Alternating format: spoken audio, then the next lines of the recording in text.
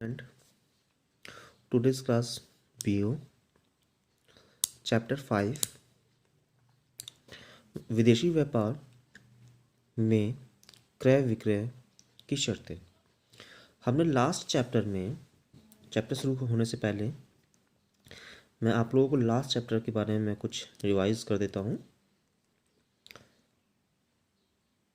ये हम लोग विदेशी व्यापार में क्रय और विक्रय की शर्तें पढ़ रहे हैं, लेकिन हम लास्ट चैप्टर में विदेशी व्यापार पढ़ा था। विदेशी व्यापार के क्या लाभ, हानियाँ, अर्थ क्या होते हैं, कठिनाइयाँ कौन कौन सी आती हैं, है ना, और इसमें कितना टैक्स लगता है, हमने लास्ट चैप्टर में इसके बारे में जाना। अब भाई व्यापार तो हम लोग करते हैं, तो उसमें भी कुछ शर्तें निर्धारित की जाती हैं। जब क्रय करेंगे उसकी शर्तें होंगी, विक्रय करेंगे उसकी शर्तें होंगी। अभी लास्ट क्लास जब चल रही थी तो एक बच्चे ने मुझसे सवाल पूछा कि सर इन लोगों में शर्तें क्या होती हैं, क्या दोनों देशों की जो दो देश हैं आपस में व्यापार कर रहे हैं उनके टैक्स में भी निर्धारित अलग अलग किया जाएगा, कौन कौन सी शर्तें होती हैं, क्या अगर हम विदेशों से व्यापार करेंगे तो कितना लाभ होता है, नहीं करेंगे तो क्या हमारी आर्थिक व्यवस्था पे प्रभाव पड़ता है। बिल्कुल सही, अच्छा क्वेश्चन था। जी हाँ, आर्थिक व्यवस्था पे प्रभाव तो पड़ेगा, लेकिन कुछ ऐसी शर्तें भी होती हैं कि अगर कोई देश किसी भी देश से व्यापार करना नहीं चाहता है तो वह अपने राज्य, अपने देश की आर्थिक व्यवस्था को सुदृढ़ बनाए रखें, है ना।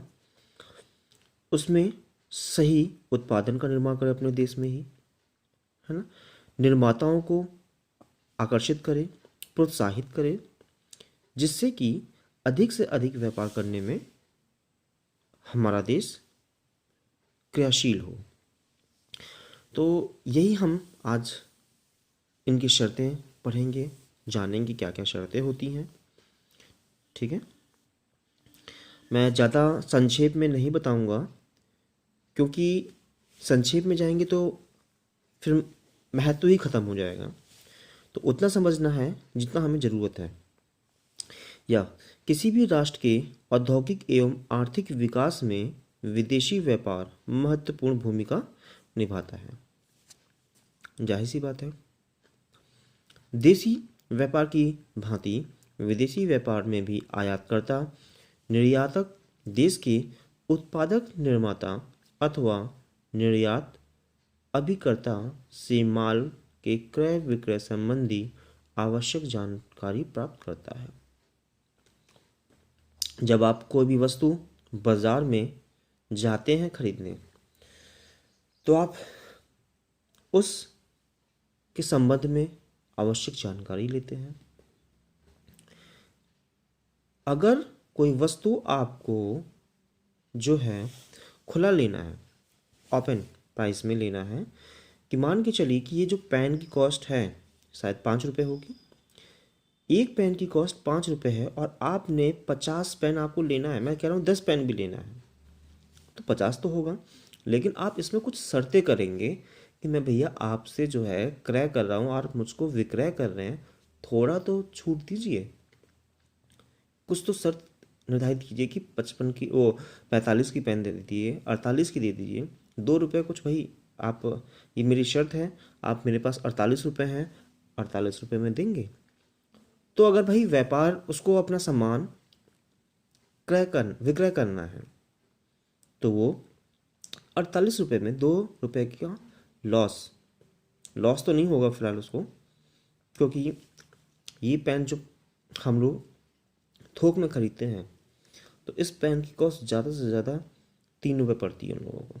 वो हर पेन पे जो रिटेलर है वो 1 रुपये कम 2 रुपये कमाता है। तो बताइए उसने जब आपको 50 पेन बेचे हैं तो कितना कमाएगा, लगा लीजिए। तो वही कह रहा है कि हाँ आगे, आवश्यक जानकारी प्राप्त हो जाने पर यदि वो संतुष्ट हो जाता है तभी वो माल मंगाने के लिए विदेशी ऑर्डर या इंडेंट भेजता है। हम जो ऑर्डर भेजते हैं या इंडेंट, ऑर्डर को ही इंडेंट कहा जाता है। क्या, किसको? ऑर्डर को ही इंडेंट कहा जाता है। जब हम किसी व्यक्ति से ऑर्डर मंगाने के लिए ऑर्डर देते हैं, मंगाने या ले जाने के लिए, तो उसी को हम इंडेंट पत्र भी कहा जाता है। इसको ऑर्डर पत्र, इंडेंट पत्र भी कहते हैं। देखिए, एक लंबा समय हो चुका है और इस लंबे समय में ये हमारी खुद की महत्वपूर्ण भूमिका है आप लोगों के, कि आप लोग इस हर चैप्टर को कितना बेसिकली लेते हैं। बस कुछ नहीं करना है, ढंग से समझना है।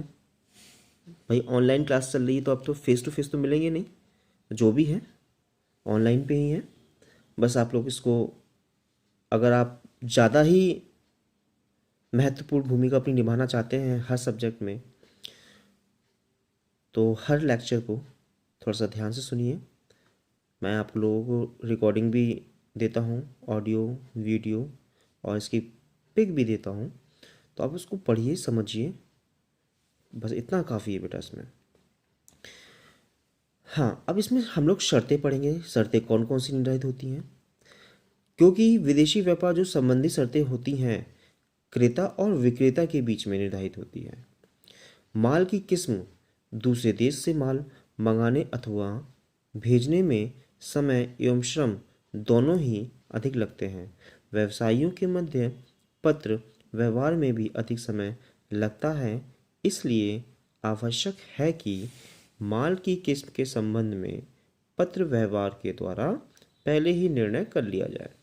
यानी क्वांटिटी क्या है, माल की क्वांटिटी क्या है, कितना माल हमें भेजना है। भाई अब एक माल तो लेकर जाएगा नहीं, है ना। अब मैं ये कहूँ कि भाई आप जो है मेरा ये माल, ये पेन जो है आप खरीदिए, मैं आपको दे रहा हूँ, और इस पेन को जो है 10 किलोमीटर ले जाइए। अब बेवकूफ़ी तो होगा, 5 रुपये का पेन 10 किलोमीटर, 10 किलोमीटर जाएगा 1 लीटर पेट्रोल फूक कर, 100 रुपये का नुकसान करेगा कि नहीं करेगा। तो यानी वो ये कहेगा कि भैया मेरा तो इसमें कोई बचत ही नहीं हो रही है, तो कम से कम मैं आपका इतना सामान ले जाऊं कि मेरा उसमें बचत निकल जाए। देखिए, हर कोई व्यक्ति अपना प्रॉफिट ढूंढता है हर किसी चीज़ में, तो जब तक प्रॉफिट नहीं होगा तब तक वो बंदा सामान नहीं ले जाएगा। 10 किलोमीटर हो या 20 किलोमीटर, या मैं कह रहा हूँ 5 किलोमीटर भी क्यों ना हो, थोक में सामान जाता है तो थोक से ही उसको क्वांटिटी के आधार पर ही उसको प्रॉफिट होता है, क्योंकि वो आपसे शर्त निर्धारित करता है कि मैं थोक में 50 लेके जा रहा हूँ, 50 पेन भी लेके जा रहा हूँ, या मैं मान के चलता हूँ 100 पेन भी लेके जा रहा हूँ, तो 100 पेन पे मुझे इतने रुपए चाहिए। अगर आप मेरी शर्त मानते हैं तो मैं ले जाऊँगा, नहीं मानते तो फिर दूसरा देखिए। वही चीज़ें होती हैं, किस्म पर निर्धारित करता है। क्वालिटी भी, वस्तु की किस्म का निर्धारण हो जाने पर वस्तु की मात्रा का भी निर्धारण हो जाना अत्यंत आवश्यक है। वस्तु की मात्रा इकाइयों तथा नाप तौल में निर्धारित की जाती हैं। सदैव इसका निर्धारण मंगाए जाने वाले देश में प्रचलित नाप तौल की इकाइयों के आधार पर ही किया जाता है।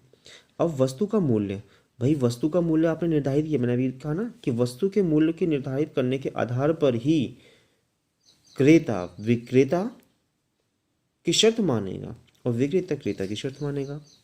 स्थानीय मूल्य, अब ये निर्धारित करेगा कि ये पेन जो है, जो सामान आप खरीद रहे हैं वो आपके शहर में उसकी प्राइस कितनी है, ये भी तो निर्धारित करना है। क्या हम मुनाफा कमा पाएंगे या नहीं कमा पाएंगे। तो वही लोकल प्राइस, यह मूल्य माल का वास्तविक मूल्य होता है। इस मूल्य में कोई व्यय सम्मिलित नहीं होता। इस मूल्य पर विक्रेता अपने गोदाम पर क्रेता को माल की सुपुर्दगी देता है। क्रेता के पास माल पहुंचाने में जो भी व्यय होता है सब क्रेता को ही चुकाने होते हैं।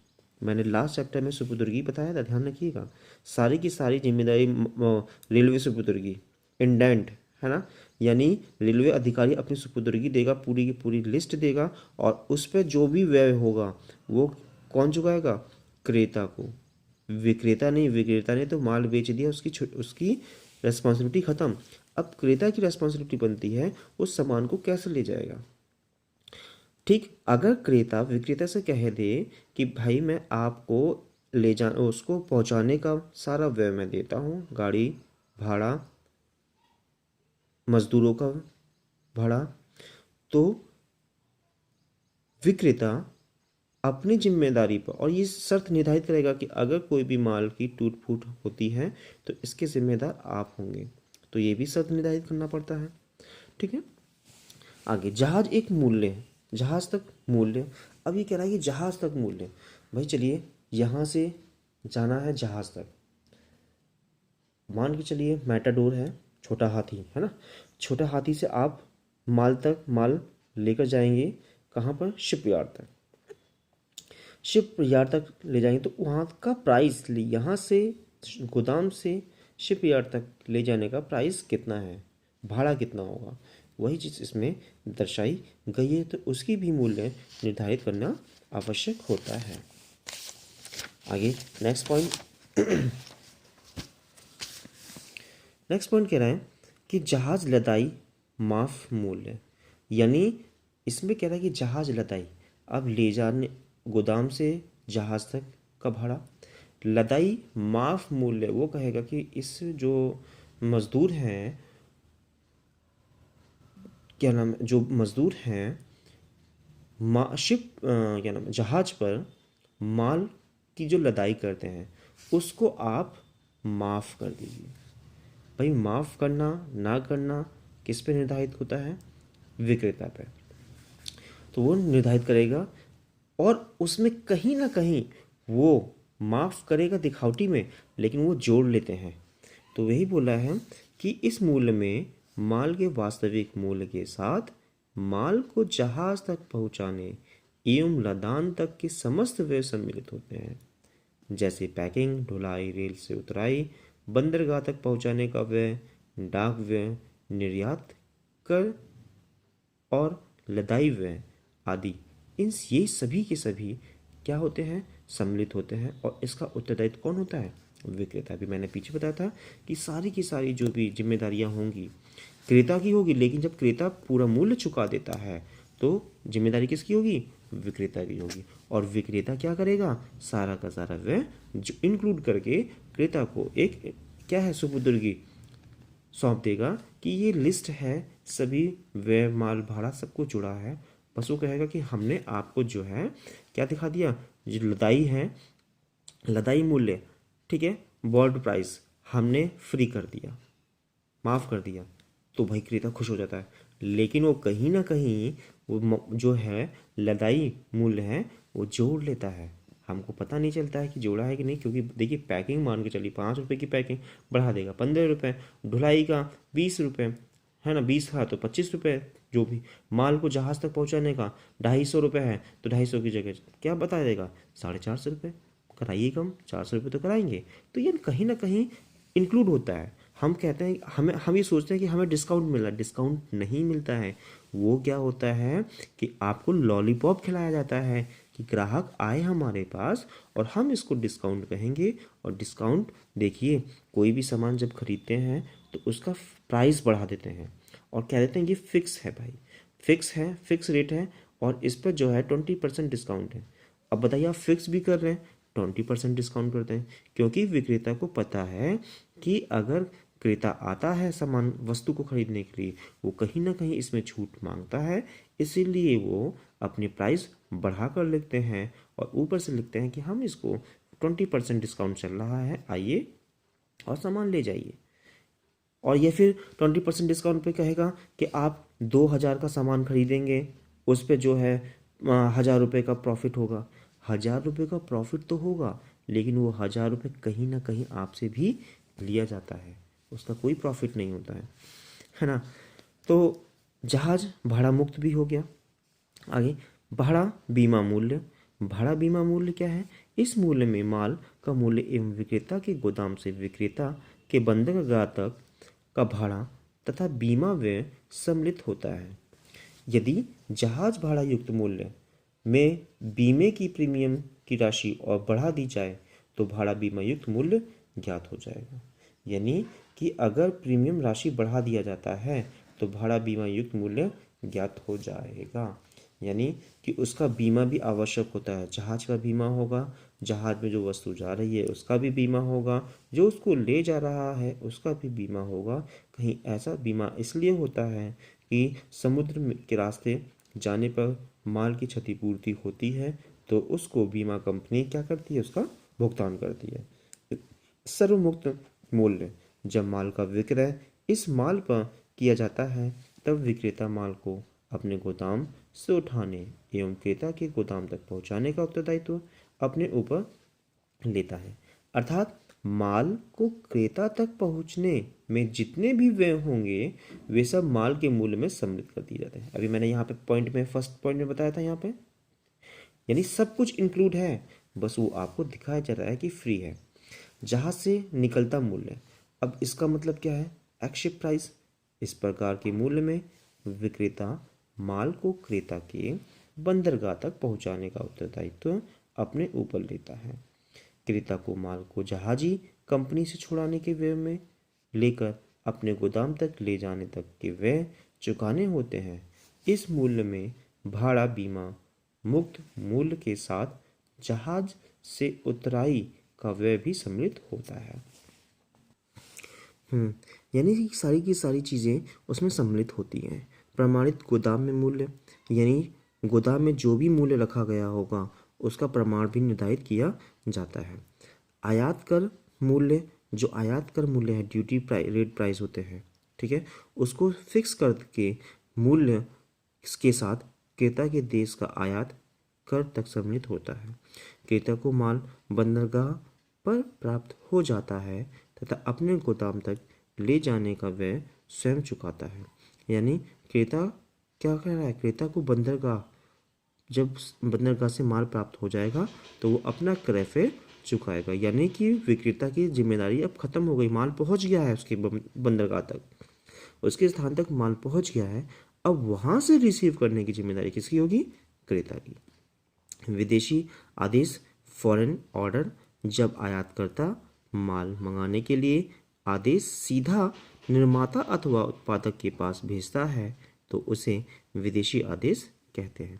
यानी आदेश दे दिया और माल उसने भेज दिया तो ये विदेशी आदेश। इसमें माल भेजने संबंधी आवश्यक निर्देशों का होना आवश्यक नहीं है। यह आदेश लिखित अथवा मौखिक हो सकता है। पुराने व्यावसायिक संबंध होते हैं तो वह दूरभाष पर भी दिया जा सकता है, लेकिन अधिकतर जो है आपका आदेश लिखित तौर पे ही माना जाता है। इंडेंट, मैंने भी बताया था, इंडेंट क्या है, जिस प्रकार देसी व्यापार में ग्राहक द्वारा माल को द्वारा विक्रेता को माल भेजने के लिए आदेश पत्र भेजा जाता है, उसी प्रकार विदेशी व्यापार में भी ग्राहक के द्वारा माल मंगाने के लिए आदेश पत्र भेजा जाता है, जिसको हम इंडेंट कहते हैं। विदेशी व्यापार में ग्राहक के द्वारा आदेश पत्र जब सीधे उत्पादक या निर्माता के पास भेजा जाता है तब उसे आदेश कहते हैं। लेकिन इसमें लेकिन बोल दिया है, अब यहाँ पे चेंज हो गया। जब माल सीधे उत्पादक या निर्माता से न मंगाकर निर्यात अभिकर्ता के द्वारा मंगाया जाता है, यानी जो निर्यात करता है, ठीक है, उसके द्वारा मंगाया जाएगा तो यह आदेश पत्र इंडेंट कहलाता है। सीधे क्रेता विक्रेता से नहीं, निर्यात अभिकर्ता, देखो यानी जो माल मंगाते हैं, भिजवाते हैं, उनसे हमने माल मंगवा दिया, डिलीवरी मैन से मंगवा दिया तो ये क्या हो जाता है, इंडेंट कहलाता है। ध्यान रखिएगा इस चीज़ को। इंडेंट किसे कहते हैं, आदेश पत्र इंडेंट, यानी जब निर्माता से ना मंगाकर निर्यात अभिकर्ता के द्वारा मंगाया जाता है तब उसे हम आदेश पत्र इंडेंट कहते हैं। इंडेंट में क्रेता प्रधान के रूप में अपने निर्यात अभिकर्ता को माल के क्रय, पैकिंग, जहाज पर लादने, बीमा एवं भुगतान आदि के संबंध में समस्त निर्देश देता है। एजेंट के द्वारा इन निर्देशों का ज्यों का त्यों पालन किया जाता है। यानी कि ये जो इंटेंट की बात हो रही है ये वैसे ही क्या है, सभी आदेशों की पालन करता है। पैकिंग से लेकर बनाने से माल तक पहुंचाना, ये सारा का सारा इंटेंट में सम्मिलित होता है। आगे हम बात करते हैं इसके प्रकार कौन कौन से हैं। आगे कह रहा है इसके प्रकार। इंडेंट के प्रकार, खुला इंडेंट, बंद इंडेंट। देखिएगा दो प्रकार हैं इसके। ओपन इंडेंट, जब इंडेंट में निर्यात अभिकर्ता के समस्त निर्देश न लिखे जाएं और निर्यात अभिकर्ता की इच्छा पर छोड़ दिए जाएं, तब इस प्रकार के इंडेंट को खुला इंडेंट कहा जाता है।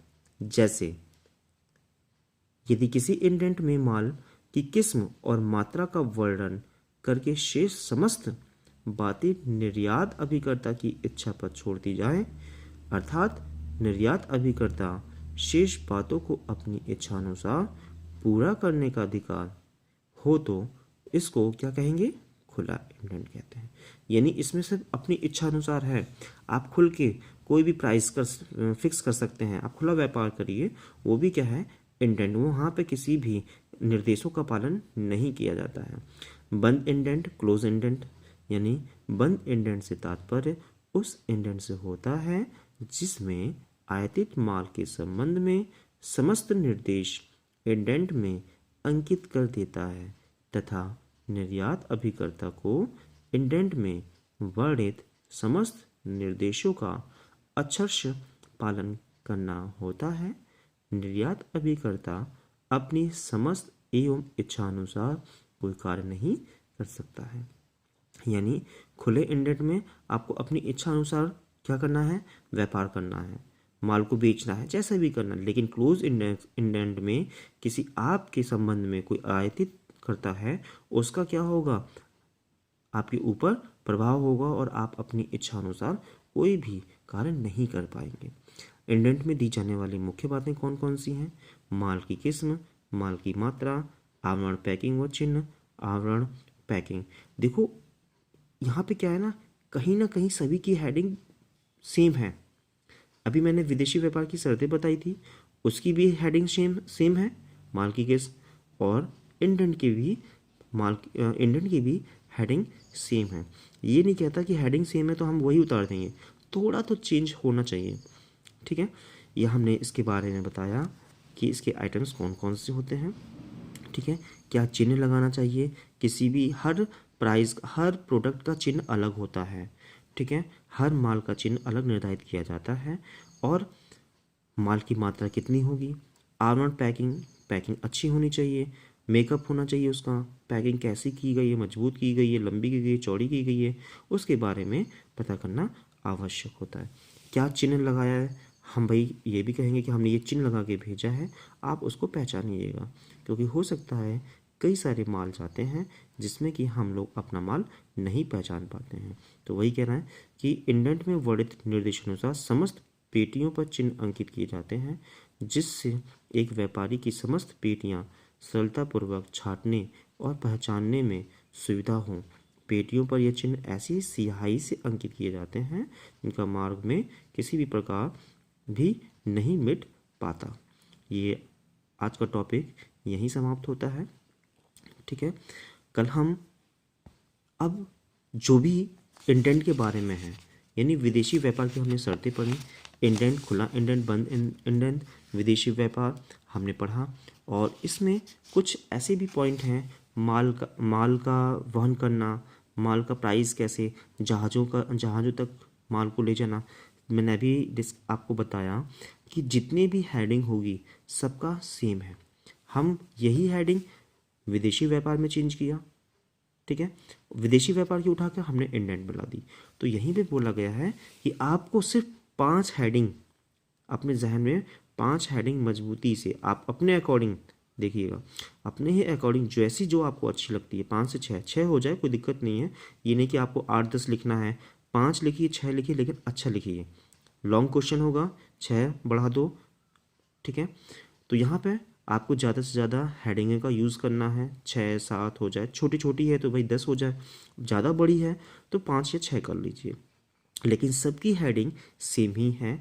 इसलिए हमें विदेशी व्यापार के आदेश, क्रय विक्रय की शर्तें कौन कौन सी निर्धारित होती हैं, इंडेंट में इंडेंट खुला होना चाहिए, बंद होना चाहिए, जब खुला इंडेंट होगा तो क्या होता है, फ़ायदा मिलता है, बंद इंडेंट होगा तो हम अपनी इच्छा अनुसार कोई भी कार्य नहीं कर सकते हैं। ये सारी की सारी इसमें सम्मिलित की गई है। और किसी भी बच्चे को कोई भी दिक्कत हो, जहाँ तक मुझे पता है दिक्कत तो नहीं होनी चाहिए क्योंकि थ्योरेटिकल है, सिर्फ याद ही करना है, लेकिन बेसिकली कोई प्रॉब्लम होती है तो आप उस प्रॉब्लम को एक जगह नोट करते रहिए। और इसका जो भी आज अब तक पढ़ाया जा रहा है, स्कूल खुलने तक जो भी पढ़ाया जाएगा उसका बेसिकली उसके बाद डिस्कस होगा क्लास में फाइनली। ठीक है, अभी आप लोग समझिए, मैं इसकी जो है वीडियो बना लिया हूँ, मैं दे रहा हूँ अभी आप लोगों को थोड़ी देर में, और उसके बाद इसकी पिक जाएगी। क्वेश्चन आंसर कैसे लिखने हैं, क्वेश्चन आंसर सिर्फ बेटा यही हेडिंग है जैसे हमने इंडेंट किया होता है। इंडेंट से आप क्या समझते हैं, इसके कितने प्रकार हैं और इसमें कौन कौन सी बातें आती हैं। आपने प्रकार तो लिख दिया, खुला इंडेंट, बंद इंडेंट, इंडेंट के बारे में लिखा, आपने प्रकार लिख दिए, इंडेंट में दी जाने वाली मुख्य बातें कौन कौन सी है ये आपने हेडिंग उतार दी। अब इस हेडिंग में बस ज़्यादा से ज़्यादा जहाँ दूसरी लाइन पे आपका देखो यहाँ पे है ना, दूसरी लाइन तक आपको उतारना है, इंडेंट में किया जाना आवश्यक होता है। फिर माल की मात्रा कितनी निर्धारित होती है, इतनी होती है।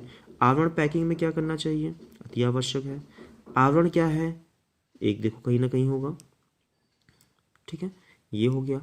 यही चीज़ इतनी इतनी हमें लाइनें लिखनी है, लेकिन सही लिखना है, सटीक लिखो, अच्छा लिखो, और आगे फिर रिजल्ट बताता है ना।